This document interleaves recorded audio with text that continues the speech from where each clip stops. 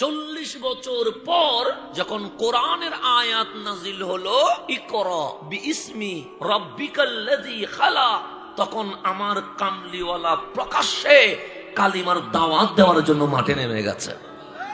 এখন প্রশ্ন হচ্ছে 40 বছর দেন নাই কেন? 10 বছরে দিতে পারতেন না?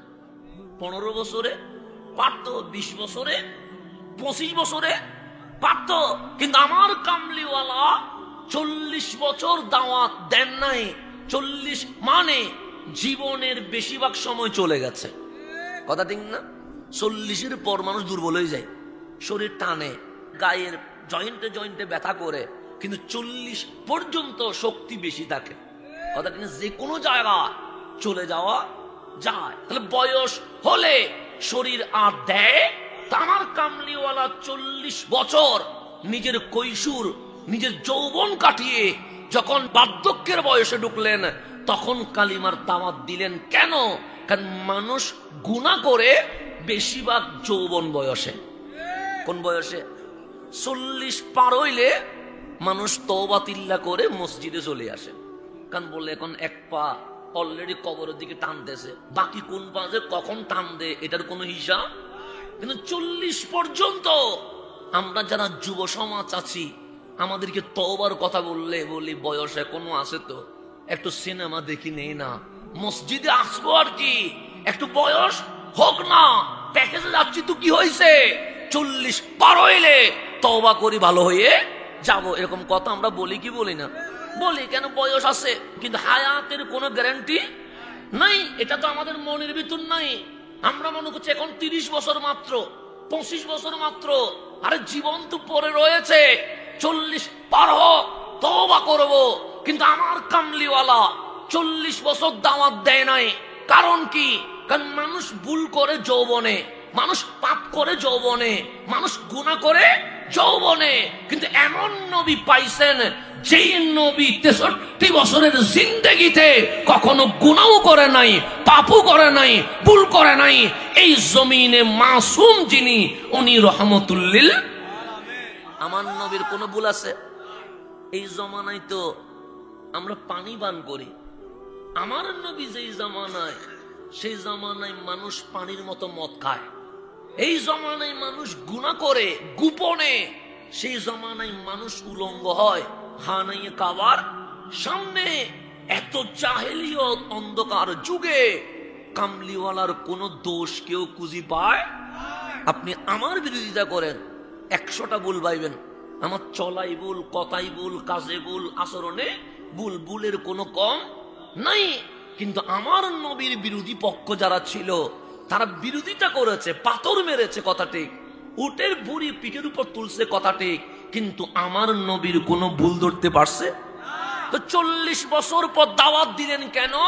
যখন আমার নবী বললেন ইকরা বিইসমি রাব্বিকাল্লাযী খালাক, এক আল্লাহর ইবাদত চলবে, এই জমিনে অন্য কারো ইবাদত চলবে।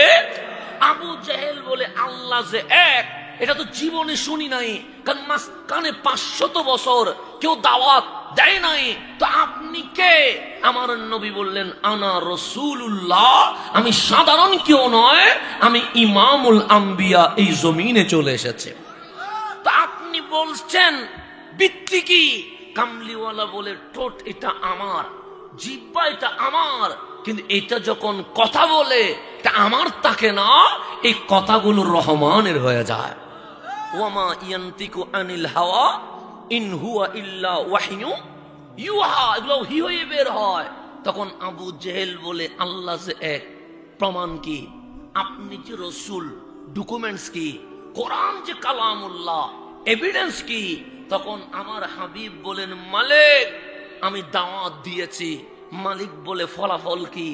ফলাফল 3 জন ঈমান আনছে। একজনের নাম সিদ্দিক আকবর, আরেকজনের নাম খাদিজাতুল কুবরা, আরেকজনের নাম মাওলা আলী।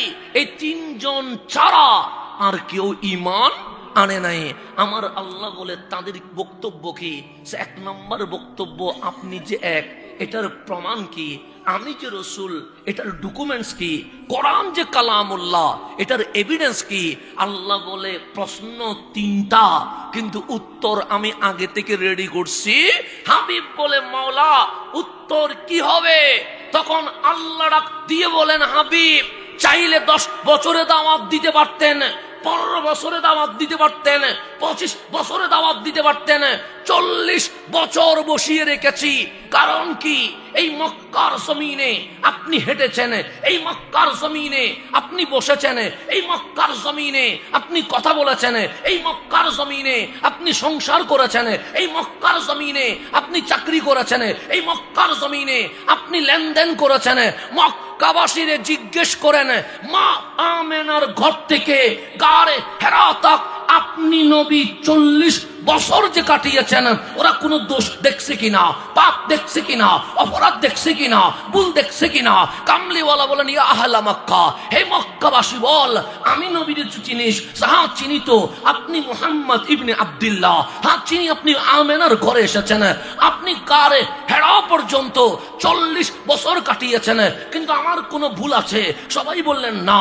আপনি আস-সাদিক, আমার কোনো অপরাধ আছে? না, আপনি আল আমিন। আল্লাহ বলে লাকাদ লাবিস্তু ফীকুম উমরা, হাবিব এই 40 বছরের বড় গুরুত্ব রয়েছে।